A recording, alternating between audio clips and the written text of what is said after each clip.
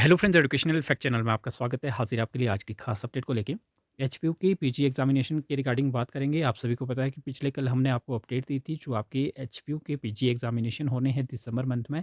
चाहे आप regular PG degree diploma कुछ भी कर रहे हैं, एमए वगैरह जो भी होता है आपके कोर्सेज, या फिर आपका प्राइवेट है, चाहे आपके एक टूल से हैं, तो सभी के एग्ज़ाम जो है वो आपके होने हैं दिसंबर मंथ में। तो उसके लिए जो आपकी एग्जामिनेशन फॉर्म है वो स्टार्ट हो चुके हैं। और पिछले कल ही हमने आपको वीडियो बता दी है, मतलब अपलोड कर दी है कि किस तरह से आप जो है वो अपने एग्जामिनेशन फॉर्म फिलअप कर पाएंगे। तो उस वीडियो का लिंक आपको डिस्क्रिप्शन बॉक्स में, इस वीडियो के डिस्क्रिप्शन बॉक्स में दे दिया जाएगा। वहाँ से भी आप चेक कर सकते हैं। फिलहाल उस वीडियो में मैं देख रहा था, बहुत सारे कैंडिडेट के जो है वो क्वेश्चंस थे अपने अपने, और आरएमए के रिगार्डिंग भी बहुत सारे क्वेश्चंस थे।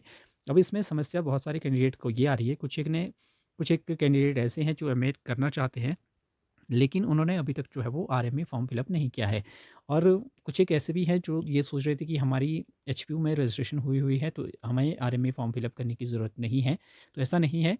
चाहे आपकी एचपीयू में रजिस्ट्रेशन हुई है चाहे नहीं हुई है, आरएमए फॉर्म जब भी आप कोई भी कोर्स जो है वो नया कोर्स स्टार्ट करेंगे एचपीयू से, तो आपको हर टाइम जो है वो आरएमए करना होता है फर्स्ट, जब आप स्टार्ट कर रहे होते हैं। मतलब मान लीजिए मैंने अभी एमए हिंदी की है, अगर मैं एमए किसी और सब्जेक्ट में करना चाहता हूँ तो वो ही मेरा यूज़र आईडी पासवर्ड नहीं चलेगा वहाँ पे। मुझे दोबारा से जो है वो आरएमए फॉर्म फिलअप करना होता है। हाँ, फ़र्क सिर्फ इतना है कि आपको फ़ीस जो है वो पे नहीं करनी पड़ती है, लेकिन फॉर्म आपको फिलअप करना पड़ता है।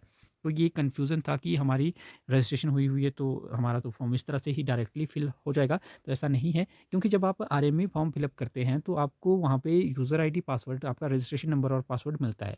जब आपका रजिस्ट्रेशन पासवर्ड आपके पास होगा तभी आप लॉगिन कर पाएँगे, आप एग्ज़ामिनेशन फॉर्म तभी फिलअप कर पाएँगे। क्योंकि जब आप एग्ज़ामिनेशन फॉर्म फिलअप करने जाते हैं तो सबसे पहले आपको वहाँ पे लॉगिन करना होता है, आपसे यूज़र आईडी पासवर्ड माँगता है। तो अगर आपके पास यूज़र आईडी पासवर्ड नहीं होगा, अगर आपके पास जो पुराने वाला यूज़र आईडी पासवर्ड भी है, तो वो वहाँ पे काम नहीं करता है। वो उसी कोर्स, पर्टिकुलर कोर्स के लिए है जो आपने कर रखा था या कर रहे थे। फॉर एग्ज़ाम्पल कई ऐसे भी कैंडिडेट हैं जो बीएड कर रहे होंगे, तो उनके पास भी होगा वो यूज़र आईडी पासवर्ड, लेकिन वो वहाँ पे आपका, उसमें आप बीएड ही कर पाएँगे, उससे ये नहीं होगा कि आप एमए भी उससे ही कर पाएँगे।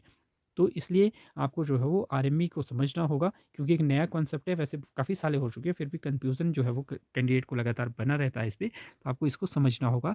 यहाँ पे फिर हमने जो आरएमए की वीडियो है वो पिछले मंथ ही आपको डाल दी थी, और उसमें सारी बातें हमने क्लियर आपको बता दी थी कि क्या कुछ चीज़ें जो है वो रहती है। लेकिन उसके बावजूद भी बहुत सारे कैंडिडेट के पास शायद वीडियो पहुँची नहीं होगी, लगभग 6-7 हज़ार कैंडिडेट ने उसको देखा भी है। तो लेकिन उसमें बात अब ये है कि जो उसकी लास्ट डेट की बात थी, लास्ट डेट एक्सटेंड होती रहती है, मैंने उस वीडियो में भी बताया था। तो यहाँ पे वैसे तो पिछले कल इसकी जो लास्ट डेट है वो रखी गई थी, लेकिन फिर से एक्सटेंड कर दी गई है।